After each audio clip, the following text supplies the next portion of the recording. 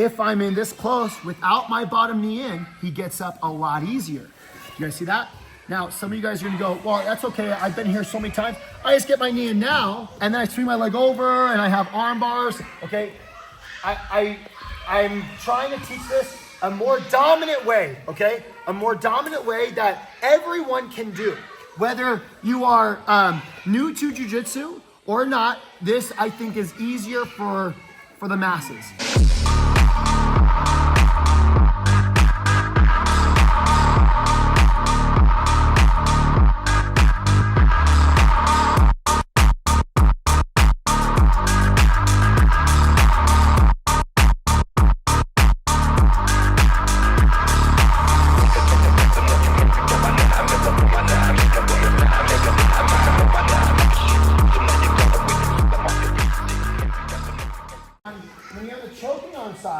And let's say they get over the bottom hook, he clears his hips, he starts turning, look at, I might even go reverse hook and give him a head start, kick him over, maybe I don't do that, whatever.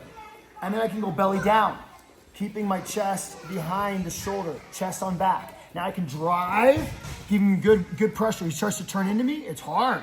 And if he turns into me really, really hard, it's easy to sit him up and then go get your hooks, right? Whatever you're gonna do next. But on the non-choking arm side, things are a little different. So on the non-choking arm side, if he's turning his hips, defending that, yeah, and he turns his hips, he's turning his hips, boom, and he starts getting over. Well, now you'll feel this is a little bit more pressure on your shoulder. It's a little bit more harder to control doing the same thing. So a lot of times people might keep this and come on top, but what we're going to do for the drill is we are going to abandon seatbelt here, okay? And as he starts getting over my bottom hook, I am going to cup the shoulder, okay? Now, I could go reverse hook as well, but I don't really want him to turn away and build up to his knees, okay? So I don't need to really kick him up like this, like a reverse hook. Let's just make this simple. He starts getting his butt over the knee, and he starts coming on top for a double leg. You're gonna go palm to palm, and you are going to pull him back. Start coming on top, Patrick, I pull him back. This is very important. This elbow should come down to the mat, because if it doesn't, then what happens is as I'm pulling back, I might have an opportunity to start going crucifix, right? And then taking the back off that, or doing all these different things, right, off of it. So we don't want to have the arm caught. So once he gets over the bottom hook, he starts turning in and coming on top. I'm going here, palm to palm. Now I'm able to pull him back, okay? But this is going to be the drill. I'm going to pull him back, and then he might turn into me, feeling that resistance and go with it. And when he does, I go Kimura and I push. Does that make sense? And then, look, I'm pushing right into him, slowing him down. Now, my bottom knee is not in. So when we're here, does anyone remember how to stop them from getting up to their knees when you're here? Walk backwards. When you walk backwards, okay? We're gonna get to that in a moment. But for right now, for this drill, you're just gonna stop him here by framing. Then he's like, oh, I can't, he's feeling the resistance here. He turns back the other way. You go palm to palm. Go for a double leg. Go get it. Yeah, palm to palm. Pull him back. And he wants to go the other way. Kimura, frame. He turns in the other way. Palm to palm. Pull back. He turns into me. Frame. I guess turning away, but you get the idea, right? He turns in. Palm to palm. Right? You guys see the difference? Now, some of you guys might argue, well, why can't I keep the Kimura and stop him from coming on top? This is strong, guys. But the problem here is if I hold the Kimura, right, to stop him, give me some resistance, go get the legs. Yeah, and then when he turns back, he might be able to get his elbow through the hole. Whereas, if I go palm to palm, he starts coming on top. Nope, on top. Yep, like that. Now when he turns back, I'm wedging my wrist to my shoulder. So it's hard for his elbow to get through the hole. Do you guys see that? Make sense? Now he might reach over my head because letting him get really close. Grab my head, start coming on top. Look at you, frame, push him right back. He starts coming on top on a double leg, palm to palm, pulling him back. He comes on top this way, Kimura frame. Go to the double leg. And you guys see how he's getting down, he's getting lower. Oh, maybe the crucifix is starting to get here, right? Or maybe an underhook, coming on top, whatever it is. But for the drill, let's just come on top for the double leg. They stop you by going palm to palm. You feel the resistance, hold it for a couple seconds, then turn this way. It doesn't need to be fast, this is, we did this last night, but just for this drill, hold. This is great drilling for you guys to come up, try to get the double leg. They don't let you. Then you go like this. They stop you with frame into Kimura. You feel that for a couple seconds. You go back. They stop you with palm to palm. You go back, Kimura frame. Does that make sense? Yeah. I don't know, somewhere around 5 to 10 times going back and forth, and then you and your partner will switch. Anyone need to see the drill again? Nope. Let's get it. 1, 2, 3. The question was just asked, Patrick asked, what happens if he straightens up this arm? So when he turns back this way, the Kimura is not there. Now you're reaching too far, and by the time you start framing, he's already getting up, right? That was pretty much the question, okay? Don't worry, guys. Like, we'll get there in a second. You're going to take the back there, okay? If he starts doing that, I'll show you. Look at, he starts getting up. Look at, I just run down, going around the waist, and I go up, take the back. Does that make sense? Okay, but we'll get to that in a second. So when I'm here, the idea is just to learn when to push into him and slow him down from coming on top up to his knees, and then to go palm to palm to stop him from getting up on the double. Make sense? Now here's going to be where the problem lies. When he starts turning into me, okay, and you grab the Kimura and you frame, this is only so strong when you're this close. Okay, when you are this close, we needed our bottom knee in. We weren't able to do that yet, okay, because he just got over the bottom hook. So until he starts, fighting me, he starts coming on top and I'm framing, fighting him harder. Yeah, look at it. Get my bottom knee in, now I can get my hook. Do you guys see that? And if you notice, I let go of the Kimura because I want control of his upper body. So I'm releasing it and just grabbing the bicep. Okay? You don't always need to do this. I like this because I'm pulling the upper body and I can use his lower body with my hook. But the reason why I like this is because a lot of times this guy's good, and as I'm here, he just turns his hips and he walks to his left and gets over the bottom hook again, and then I make this a crucifix. That's the reason why I like the bicep as opposed to, doing other things. Okay, so anyways, I'm not going to go too deep here, but look at, we were here. It's hard for me to stop him from getting up to his knees. Just fight hard. See that? I'm pushing into him. The frame is not strong here. From him now I can slow him down, okay? And we do have an answer for this. But let's go back a step. We need to now understand that it's not just here. If he's looking to come all the way on top, once I frame, I'm walking backwards. Now when he tries to come on top, now this is way stronger. You guys see that? Okay, now this is important because this keeps him down. He cannot get up to his knees. Now, but he's still trying, right? He's trying. And as he's trying, keep trying, look, I can get my bottom knee in and then use it to get the hook. Does that make sense? Mm-hmm. And then we take him to the side, whatever you're gonna do next, okay? We're looking to pull him to get that second hook in, okay? But we need to understand, without this bottom knee this deep, the hook is not there to take the back, okay? Now, let's say, I'm not gonna get too fancy here, but if he gets over, I did do this to Patrick. I just want you guys to understand. Sometimes you can't get you didn't get the bottom knee in. You could. Patrick didn't let me get the bottom knee in, so I had this. I was slowing him down, and then I shot my arm through here, okay? So I didn't get my bottom knee in, and I still went hook, and I shot my arm through like this. Then I came on top, and I made it an arm guillotine, okay? I need us to understand. This is important though, because I needed to do that because I couldn't get my bottom knee in. And I don't like to do this outside of maybe coming up on a guillotine. Now I could switch to an underhook and maybe come on top. I'm just giving you other ideas. Just because you don't get the bottom knee in doesn't mean you can't come on top, okay? If you get a hook.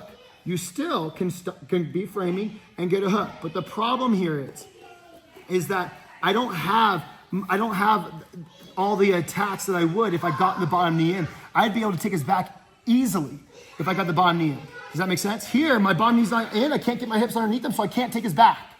Does that make sense? Okay, so when we're here, what we're going to do is as he starts coming on top, I'm going to walk backwards as I frame. It seems counterintuitive, but this is where Jared feels the effectiveness of this control, of this frame. Okay? Now maybe he grabs my head, he's trying to pull himself up. Then I'll get my bottom knee in, get my hook again. Do you guys see that? Yeah. Do we understand? Yeah. So once you get here, I would, for the drill, let them go over the bottom hook. They start coming on top of their double leg. Nope, double leg. Palm to palm. He comes back the other way. Kimura and frame. But he starts working his way up. Back up and frame. Then he keeps working his way up. Now scoot back in on your time. Not on his. Yeah. Does that make sense? Yeah. Let's get it. 1, 2, 3. Now there's a time where you're trying to stop them from coming up, but they get up. So And this goes back to what happens if they straighten their arm and you can't get the Kimura and they get up. As long as you have an underhook, it's going to be used almost as an arm drag. So I walk backwards to not let him up to his knees. He tries, I'm pushing into him. As he gives me some fight, he's slow. I can get my bomb knee in, and now my hook is now effective because my hips are underneath him. Does that make sense? So now I let it guide, boom, and I can go get it. If I'm here and his back's to the mat, my hips aren't underneath him, so my hook is not effective, okay? All right, so now look at, I'm pushing in, I'm walking back, I slow him down, okay? If I'm in this close without my bottom knee in, he gets up a lot easier. You guys see that? Now, some of you guys are gonna go, well, that's okay, I've been here so many times. I just get my knee in now, and then I swing my leg over, and I have arm bars, okay? I'm trying to teach this a more dominant way, okay? A more dominant way that everyone can do. Whether you are new to jiu-jitsu or not, this I think is easier for the masses. Once he comes up to a double leg, there we go. And then he goes, when I go Kimura, because he turns in the other way, or turns away, and he starts building up.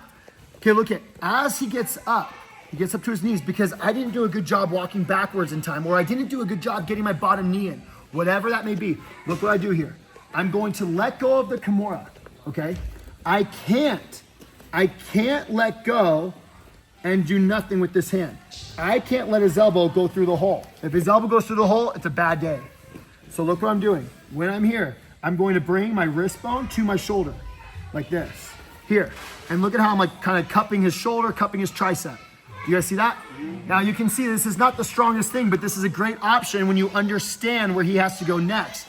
So once I'm here, he starts coming on top, and I usually don't do this after he drops his knee. It's usually in the process when I realize I'm not holding him down anymore, okay? So look at, I'm right here, he starts coming on top. Here, you guys see that?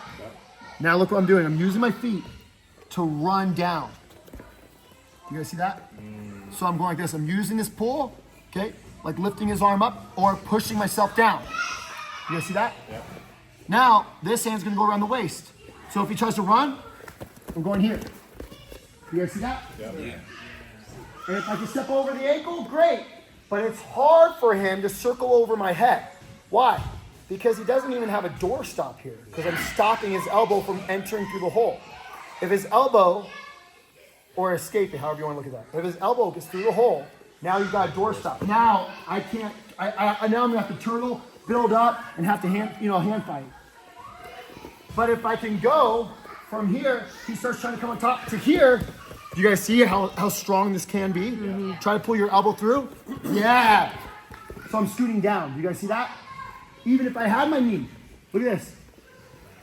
Do you guys see what I can do afterwards? Now, when I'm here, he gets up to his knees, I just cut, and I'm running down as low as I can. Here.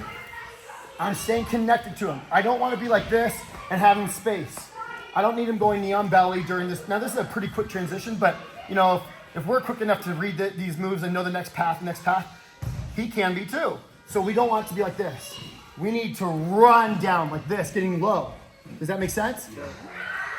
We all get on this? Yeah. And then we don't get up like this, like letting go.